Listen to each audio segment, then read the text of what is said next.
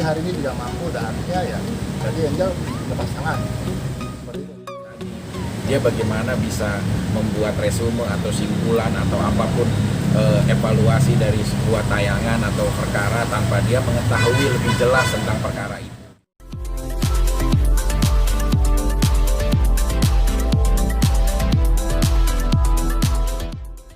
Jangan lupa ya di-subscribe dan nyalakan lonceng notifikasinya. Baik, Assalamualaikum warahmatullahi wabarakatuh. Terima kasih, dan hari ini pertanyaannya apa? Ya, jadi hari ini jaksa tidak mampu menghadirkan satu saksi fakta dan satu lagi ahli daripada IT. Bahkan tadi diperlihatkan dalam sidang ahli IT ini sudah dipanggil 3 kali atau 5 kali? 3 kali berturut-turut tapi tidak hadir.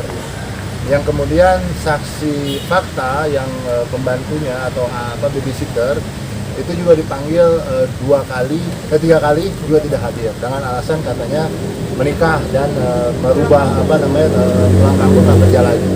Ada satu hal yang perlu saya sampaikan bahwa tadi dibacakan keterangan daripada babysitter ya, Sinta ya. Sedangkan Sinta sendiri menurut fakta persidangan nanti kami akan hadirkan saksi juga yang menyatakan sesuai dengan pernyataan Vicky bahwa yang namanya Sinta tidak ada di lokasi pada saat kejadian. Nah, kami menduga bahwa ketidakhadiran Sinta juga mungkin Sinta ini takut karena sudah melihat fakta-fakta persidangan sebelumnya. Bagaimana ketika saksi-saksi sebelumnya ada sesuatu yang kami patut duga dipaksakan, contohnya Bu RT, Pak RT, yang kemudian juga ada 2 media. Banyak kejadian pada saat penandatanganan berkas perkara di penyidikan tidak sesuai dengan mekanisme yang diatur di dalam Perkap Kapolri. Ini yang kami duga bahwa Sinta sebenarnya tidak hadir. Ini karena takut terungkap kebenaran yang sebenarnya. Kalau dia hadir ketemu dengan kita habis dia. Kita akan pertanyakan apa sebenarnya yang terjadi. Dan saya yakin 100%, keyakinan kami sebagai kuasa hukum, ketidakhadiran ini bahkan sudah dipanggil patut loh 2 kali, 3 kali ya. 3 kali dan patut diduga bahwa Sinta ini memang dia takut menghadiri sidang, ditanya oleh pengacara, melihat di TV sebelum-sebelumnya saksi bagaimana kita ubar dengan pertanyaan-pertanyaan, dan itu mungkin paranoid sendiri pada akhirnya. Dia menurut keterangan saksi-saksi dari kita juga, nanti ada Vicky juga tadi menyebutkan tidak pernah ada di acara atau di kejadian tersebut. Itu menguntungkan kita, dan bahkan kami sangat pede dengan hal ini bahwa ketidakhadiran saksi ahli bahkan hakim sendiri tadi kan agak cukup menekan kepada jaksa harus dihadirkan ahli ini. Karena kenapa? Ini bukan tentang fakta, tapi tentang pendapat. Jangan sampai pendapatnya dia itu tidak mampu dipertanggungjawabkan dalam perkara ini. Andaikan memang tidak hadir juga, buat kami sudah jelas saksi ahli fakta tidak hadir. Kemudian yang dihadirkan sebelumnya juga banyak menguntungkan kita. Boleh dikatakan ahli IT dalam hal ini juga kami ingin menggali seberapa pintar dia, ahli ini seberapa dia mampu mempertahankan argumen dia terhadap apa yang dituliskan atau diberikan pendapat dalam BAP. Oleh karena itu kami juga berharap kepada Bapak Doktor siapa itu nanti, ayolah hadir di dalam persidangan, tunjukkan keilmuan Anda sebagai orang yang punya tanggung jawab terhadap ilmu yang sudah disampaikan dalam BAP yang tanda kutip menjerat klien kami. Tanggung jawab Anda sebagai dokter di mana? Tanggung jawab pendidikan moralitas Anda ketika sudah memberikan pendapat yang kemudian menjerat klien kami, Anda tidak hadir kemana? Tolong hadir.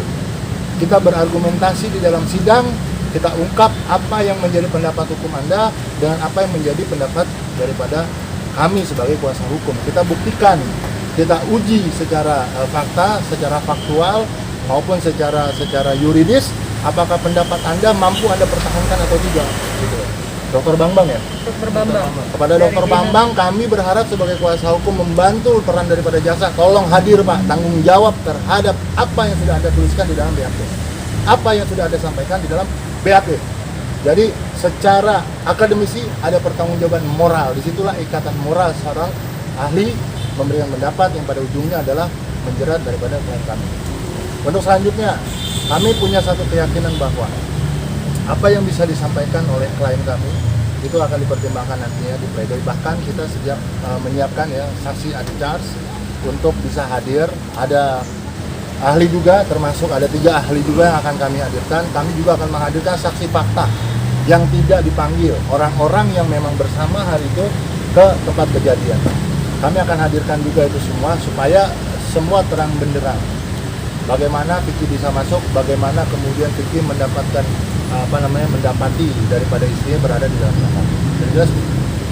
Berapa saksi Bang kira-kira Bang Andri? Kalau dari kami total yang saksi ahli ada 3. Kemudian saksi fakta yang memang tidak di BAP kami siapkan 5 orang ya. Kira-kira seperti itu. Dan apa lagi? Vicky, gimana Vicky?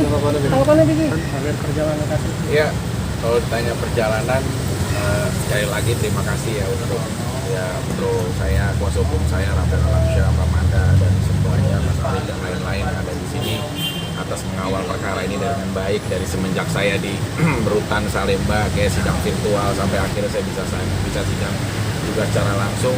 Mungkin saya hanya menyampaikan sedikit pesan perjalanan saya kenapa waktu itu bisa menjadi seorang yang tersangka. Pasti ada keterangan dari ahli yang menguatkan penyidik dengan ilmu-ilmunya untuk membuat sebuah simpulan yang akhirnya mungkin mereka ada gelar perkara internal yang menstatuskan saya sebagai tersangka. Dan status tersangka awal ini kan yang memberangkatkan saya sebenarnya dilimpahkan ke kejaksaan P21, kemudian saya ditahan di kejaksaan sampai kemudian alhamdulillah majelis bisa membebaskan terdakwa. Dalam arti rangkaian sampai ke persidangannya adalah berangkat dari akarnya itu adalah sebuah status tersangka.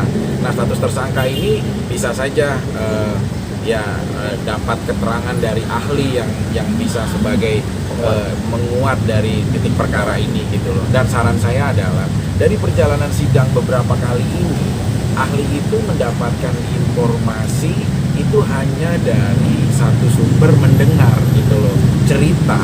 Nah, kalau menurut saya dia bisa menjaga integritasnya. Saya belum pernah berbicara serius ini dalam perkara saya, tapi saya berharap agar tidak ada lagi nasib pria ataupun wanita nantinya yang bernasib seperti saya gitu loh. Maksudnya di saat dia dimintai pendapat atau ilmunya, maka kayak dari perkara saya yang menjadi alat bukti itu kan 2 tayangan video milik Infotainment dan TV. Nah, tadi waktu persidangan itu kemarin dia tidak menonton tayangan itu saat ditanya. Bagaimana kita bisa mengevaluasi, kita bisa memberikan keterangan setelah kita sendiri tidak pernah melihat tayangan itu gitu loh. Itu satu sih maksud aku. Jadi harus benar-benar mendalami gitu loh. Harus benar-benar bukan hanya ahli yang keterangan pada saat itu dimintai keterangan selesai sampai situ sebatas dia dikasih keterangan dan mendengar cerita gitu loh. Maksud saya harus memiliki integritas yang cukup baik untuk bisa ya menelaah lebih jauh. Kalau bisa ya Pak, mungkin saya harus dalami dulu, telaah dulu ini gitu loh, nggak dalam waktu yang singkat sebatas saya diperiksa seperti interview. Saya harus mendalami dulu, nanti saya pelajari benar-benar karena kan ini menyangkut nasib seseorang. Itu aja sih tadi yang disampaikan kuasa hukum saya. Jadi menurut saya mau siapapun itu saya pribadi nggak pernah kenal, tapi jujur pendapat ahli itu sangat didengar dalam sebuah keterangan penyidikan gitu loh. Maka dari itu saya berharap nantinya apabila ada seorang ahli atau apapun ya lebih telaah lebih dahulu gitu loh sebelum dia mampu menyimpulkan, karena saya seperti tadi dia bagaimana bisa membuat resume atau simpulan atau apapun evaluasi dari sebuah tayangan atau perkara tanpa dia mengetahui lebih jelas tentang perkara itu. Gitu aja sih. Oke? Saya tambahkan satu. Seharusnya Angel punya tanggung jawab juga sebagai pelapor. Karena saksi daripada pembantunya itu atau babysitter pasti yang mengajukan itu kan Angel Elgan. Nah, kenapa pertanyaannya Angel tidak mampu menghadirkan saksinya sendiri? Harusnya dia mampu membantu jaksa. Sudah dipanggil berulang kali, Kemudian kenapa tidak mampu menghadirkan saksi di dalam persidangan? Ini tanggung jawab Angel juga secara moral. Dia yang mengajukan saksi itu di pemeriksaan di kepolisian. Tentunya dia juga harus mampu membantu jaksa untuk bisa manggil mantan anak buahnya. Jangan kemudian diam dan sekarang hilang, gitu loh. Artinya tanggung jawab Angel sebagai pelapor di mana, gitu loh, supaya perkara ini lurus. Jadi sekali lagi ini menurut saya ini juga harus menjadi moral beban moral daripada Angel untuk mampu menghadirkan Sinta kemarin. Tapi hari ini tidak mampu, dan artinya ya berarti Angel lepas tangan. Seperti itu. Oke, cukup. Ya. Cukup, Bang. Cukup ya. Jangan lupa ya di subscribe dan nyalakan lonceng notifikasinya.